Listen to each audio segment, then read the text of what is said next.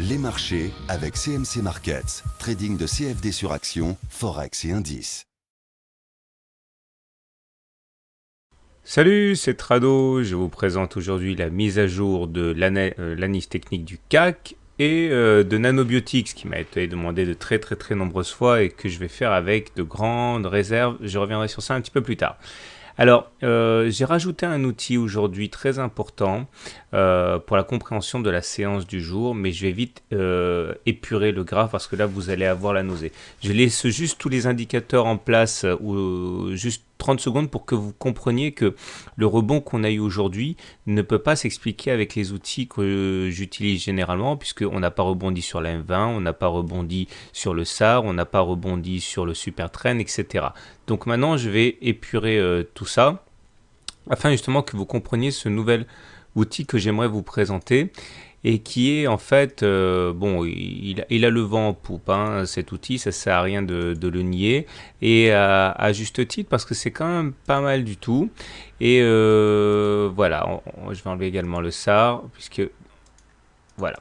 Alors, je ne vais pas expliquer tout le fonctionnement de Ishimoku.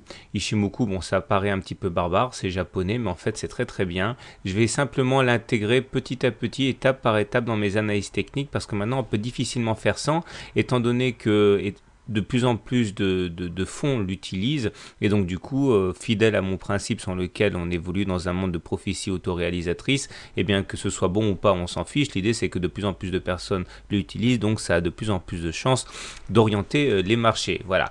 Alors, revenons donc sur cette espèce de truc un petit peu bizarre, très compliqué a priori, mais qui ne l'est pas. Aujourd'hui, j'ai simplement vous présenter deux courbes, la Tenkan, qui est là, et la Kijun qui est là. Alors si vous allez sur CMC Market par exemple, c'est là, vous allez avoir, ça se passe ici, dans les indicateurs. Quand vous cliquez sur Ishimoku, ça se trace tout seul, hein. Voilà, Ishimoku. Et vous pouvez également avoir ça sur ProRealTime, hein. Il suffit d'aller chercher là l'indicateur Ishimoku. Et vous allez donc avoir cette espèce de première courbe ici qui s'appelle la Tenkan, et la deuxième ici qui s'appelle la Kijun, et qui fonctionne en fait comme la moyenne mobile à 7 et moyenne mobile à 20 séances, sauf que ça n'a absolument rien à voir.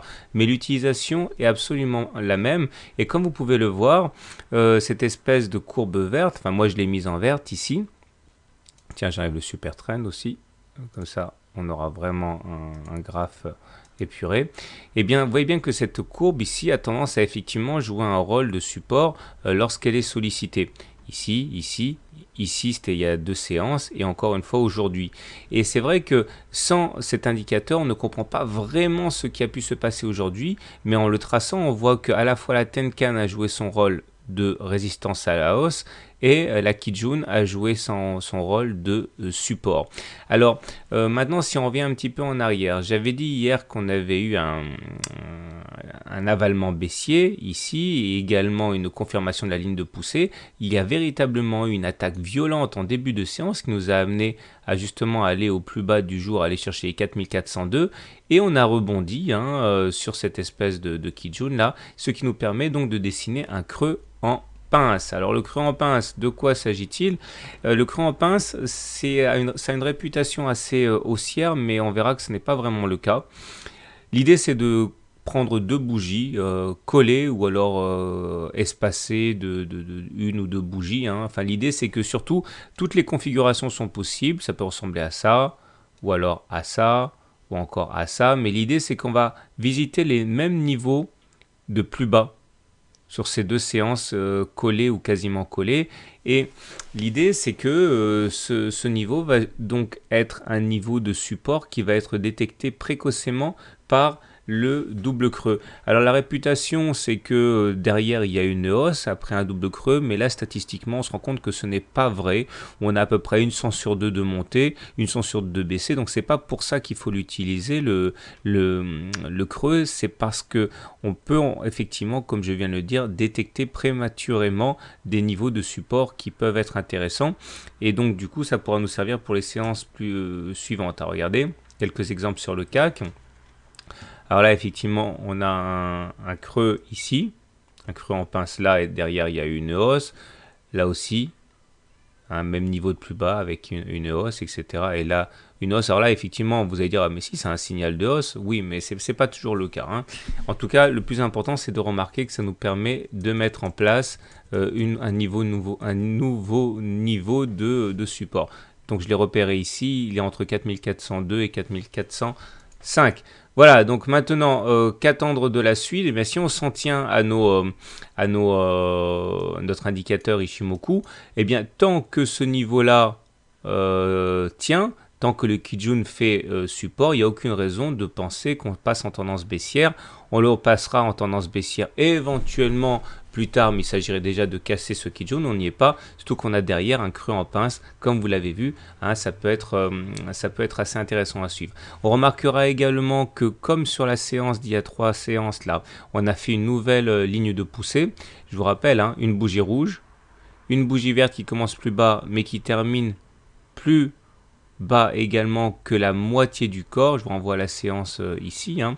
Et donc on sait que ça c'est un signal baissier qui néanmoins doit être confirmé par la séance suivante. Et donc pour l'instant effectivement c'est une alerte baissière de plus, mais je vous rappelle, hein, comme ce qui s'est passé il y a 2 jours, ça doit être confirmé par la séance suivante. Voilà, donc j'espère que vous allez maintenant rajouter cet Ishimoku à votre boîte à outils. Passons maintenant à l'analyse de Nanobiotics. Alors concernant Nanobiotics, j'ai des réserves à 2 titres. Le premier, c'est que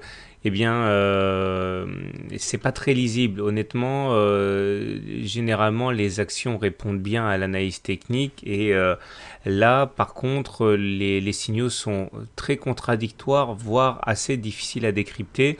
Donc, je vous encourage vraiment à prendre cette analyse avec des pincettes. Je la fais parce qu'elle m'a été demandée de très nombreuses fois, mais je ne suis pas très à l'aise avec ce que je vais dire là parce que c'est encore une fois assez difficile à décrypter sur Nanobiotics. Bon, toujours est-il que on va essayer de s'y atteler. On voit déjà pour commencer que parmi les choses qui sont évidentes, c'est que nous sommes à l'intérieur d'un canal orange ici, pour lequel les bornes sont clairement établies, hein. Là, on a du mal à casser la partie haute de ce canal orange, ce qui veut dire que techniquement, on peut tout à fait envisager d'effectuer une nouvelle rotation pour aller chercher le bas de ce canal vers 8,3 euros. Là, ça n'a absolument rien d'incongru. Surtout que l'on s'apprête maintenant à, bon ce n'est pas sûr, mais ça risque de se passer demain, à assister à un croisement de moyenne mobile. Voici la moyenne mobile à 7 séances. Voici la moyenne mobile à 20 séances. Et si la moyenne mobile à 7 séances croise la moyenne mobile à 20 séances à la baisse, ça peut produire ce résultat-là. Ok, donc il faut savoir que c'est tout à fait possible et en ce sens, on pourrait effectivement avoir une plongée assez violente. Maintenant, les indicateurs techniques sont assez mitigés. Le MACD vient de croiser son signal à la baisse ici, ce qui veut dire également qu'on est très très vulnérable. Néanmoins, il y a des éléments qui sont assez positifs. Parmi les éléments qui sont positifs, nous avons une espèce de support qui est en train de se dessiner ici. Alors, il est assez récent ce support, mais il semble bien tenir, hein, puisque la zone en gros des 13,6, 13,8 a retenu les assauts baissiers maintenant depuis 4 séances. Ça c'est pas mal et on voit bien que les cours ont du mal à aller chercher le bas du canal orange. On a plutôt tendance à assister à une tentative de cassure, hein, de la partie haute, et si on arrive à casser le canal par le haut, l'objectif, hein, classique, c'est de prendre la hauteur du canal comme ça, et de le reporter au-dessus du point de cassure. Imaginons que ça se passe dans quelques jours. Et ça nous donnerait une oblique objectif ici, hein, qui nous emmènerait sans doute vers les 19 euros. Bon, encore faut-il casser le canal par le haut, mais c'est une possibilité, d'autant qu'au niveau des indicateurs techniques, il y a quelque chose qui est assez encourageant, c'est le TRIX. Regardez le TRIX qui croise son signal à la hausse ici. Et regardez ce qui s'est passé la dernière fois qu'on a croisé le signal du TRIX à la hausse, c'était là, c'était le 8 janvier. Et c'est ça justement qui a accompagné l'explosion haussière à laquelle on a pu assister et qui a rendu les actionnaires aussi optimistes. Donc vous voyez, c'est pas un signal à négliger. Le Trix vient de croiser son signal à la hausse et donc ça c'est un élément qui est plutôt favorable. Donc pour faire simple, c'est très mitigé pour l'instant. Il y a des éléments clairement négatifs qui font peser une sorte de lourdeur sur la valeur, mais des éléments positifs sont en train de se développer. Et si on arrive à casser ce canal orange par le haut, eh bien effectivement, on pourrait tout à fait envisager de reprendre la marche en avant. Voilà, je vous souhaite une bonne journée, de bons trades. Si vous découvrez mon travail, n'hésitez pas à demander mon e-book 100% débutant, c'est gratuit. Vous pouvez vous le procurer sur le blog. Voilà, bonne soirée, bonne journée, bon trade et à demain pour la mise à jour.